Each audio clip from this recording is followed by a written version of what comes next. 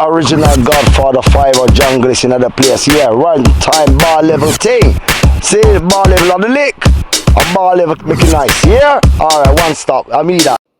A bar level make it nice. All right. So I was in the net for two of the most iconic Premier League goals ever, but I've quit football to become a driving instructor.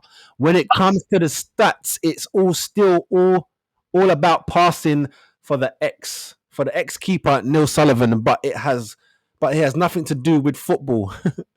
It is because the 54-year-old has stepped away from the game and is now works as a driving instructor.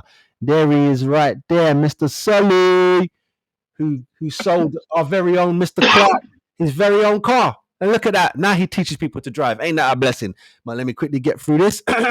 So he quit playing in 2013 and worked on the coaching staff at Leeds, and then he looked after the under 18s at Hull until 12 months ago. Sully said, all I ever known was football. The only thing I have done successfully outside of playing was teach my kids to drive. So it seemed the perfect thing to do. I work for the Learn and Drive UK, and I've been training for a year, and I started properly last month. It's a world away from what I have done in the past, but it is incredibly satisfying helping people pass and getting them on the road.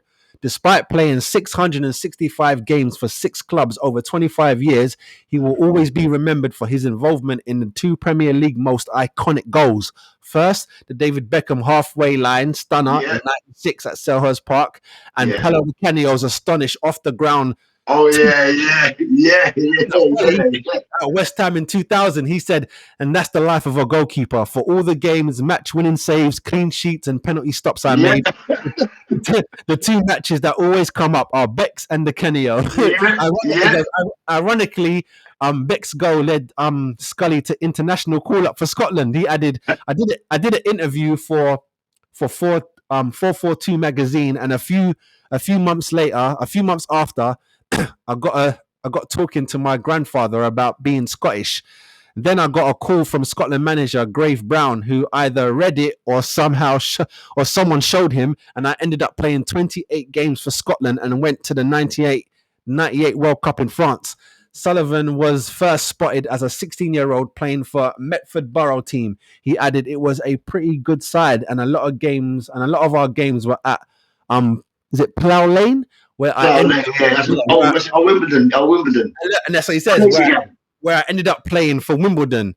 We had a couple of guys in that side that went on to enjoy careers in the game. Graham Stewart and Jason Cundy. Look at that. Joining the Dons at 16, he made his debut in April '91 in a 2-1 victory over Aston Villa. But it was not until '94-'95 season that he took over from Hans Siggers. Is that his name? Hans Siggers. Yeah, Hans Siggers. Yeah, I remember Hans Siggers, yeah. As number 1, he linked up with Siggers again in 2000 at Tottenham, where his old teammate was the coach, and Sully still laughs about his first game with his new club. Sullivan said, when I turned up at White Hart Lane, someone took my car and parked it. I genuinely thought it was being nicked, and it was completely different to Wimbledon. Then after one season at Chelsea, he joined Leeds in 2004. As they struggled financially, he recalled there was a lot of player changes, but still good spirit, and we got to the 2006 championship playoff final. Sullivan also talks fondly about his final game in April 2013, when a clean sheet for Doncaster and a 1-0 win at Brentford clinched promotion from League One. So there you go, there, boy. Sully stepped away from the game, and he's a good goalkeeper, Neil Sullivan, you know. Yeah, man. It was good, man. It was good.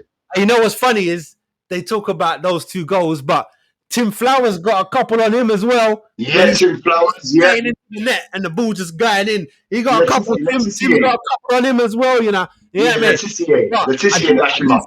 I do think the Beckham goal and the Di Canio goal are crazy, though. They're all wild. And you know what's funny is that I wanted to ask Clarky, but it was after we stopped linking up. But when I saw the highlights on David Beckham's what's it called, on his documentary before that game, they show you them all coming out, and you see Clarky running out. I was like, look, there's Clarky.